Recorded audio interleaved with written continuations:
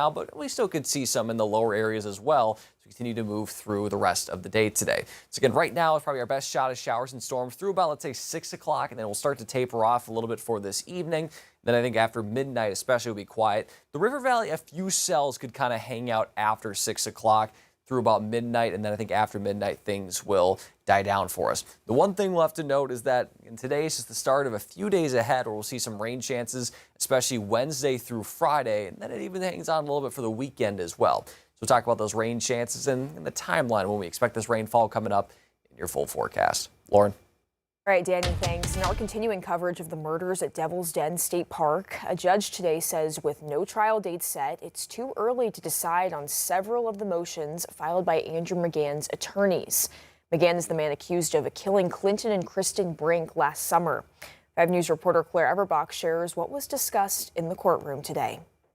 Several motions filed by Andrew McGann's defense were discussed at today's hearing, but with the trial date not being set yet, Judge Joanna Taylor ruled that most of them were too premature to discuss. Judge Taylor declined to rule on several pretrial motions, including requests to limit juror contact with spectators and witnesses, sequester witnesses at the courthouse, and restrict emotional reactions in the courtroom. Taylor said ruling on the motions now would be premature, but the court would take appropriate measures with both sides to discuss trial procedures. The state commented on some motions regarding a motion to disclose past or present relationships between the prosecuting attorney and prospective jurors. Prosecuting attorney Brandon Carter said this is a normal practice. Carter said the state plans to turn over key evidence to the defense prior to trial. Judge Taylor said the defense could have a copy of the police radio code sheet. Again, an official trial date has not been set, but Andrew McGann's defense requested that that trial date be in either March or April 2027. The judge said we will know in the near future when that official trial date will be. In Washington County, covering news where you live, Claire Everbach, 5 News. Well, this week marks 1 year since former Gateway police chief serving a sentence for murder and rape escaped from an Arkansas state prison. The Department of Corrections says Grant Hardin disguised himself as a guard and was able to walk out of the North Central unit at Sallyport in Calico Rock. He was on the run for nearly 2 weeks until search teams tracked him down in North Central Arkansas, about 1.5 miles from the prison. Hardin was then relocated to the state's Supermax prison, sentenced to an additional 13 years in prison for the escape. Investigators are trying to figure out how a boat on Beaver Lake caught fire late Monday afternoon. This is video sent in by Tate Boyett. This happened near the Montagnais boat ramp.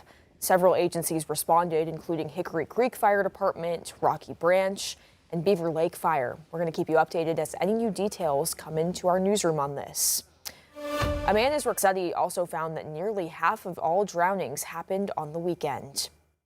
Well, today will mark 2 years since the devastating Memorial Day weekend tornado outbreak in Benton County.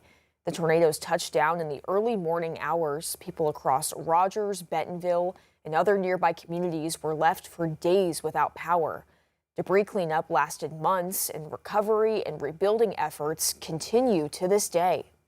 Just seeing the level of destruction to those buildings and that area, every single power pole down all along that street. It didn't look the same just because of the trees too.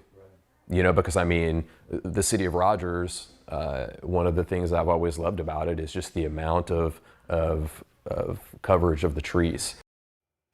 The city of Rogers says one of the biggest parts of the recovery effort left is rebuilding the town's forestry after the tornado took down thousands of trees. Their goal is to now plant 1,600 new trees across the city. In Little Flock, Mayor Jeff Van Sickler says the City Hall building was hit with a tree during those Memorial Day weekend storms and later had to be torn down. City staff had to work out of a mobile trailer donated by the city of Springdale.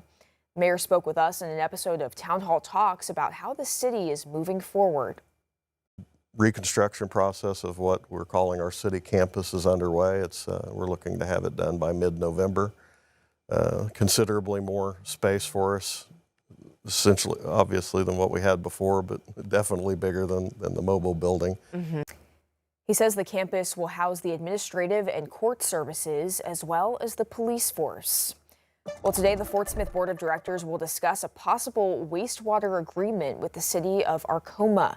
The study session agenda says Fort Smith provides Arcoma with wastewater services. Last summer, leaders from the two cities did not reach an agreement on the proposed rates for the treatment services. The agenda also says Arcoma is delinquent on its account. Now, directors are considering a concept that would set the initial wastewater volume rate at $3.60 per centum cubic feet. Arcoma's city council approved that concept earlier this month. The U.S. carried out new strikes on targets in Iran, and the Iranians responded with attacks on U.S. drones. The attacks threaten ongoing peace talks to permanently end the conflict, but the U.S. says those negotiations will continue. Jared Hill has the latest. The U.S. says it carried out self-defensive strikes on targets in southern Iran.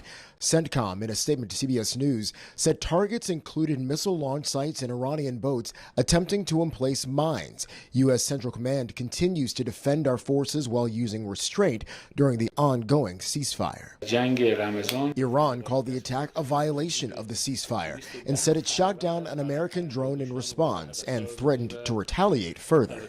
Secretary of State Marco Rubio, responding to a question about Russian attacks in Ukraine, laid out the risks that apply to Iran as well. The danger in all of these wars as they continue and they go on is that they always have the threat of escalation, of spreading into something new. The attacks came just hours after Iranian negotiators met in Doha for mediated peace talks with the U.S. It's going to take a couple days to settle on even down to the disagreements over a word, sentence.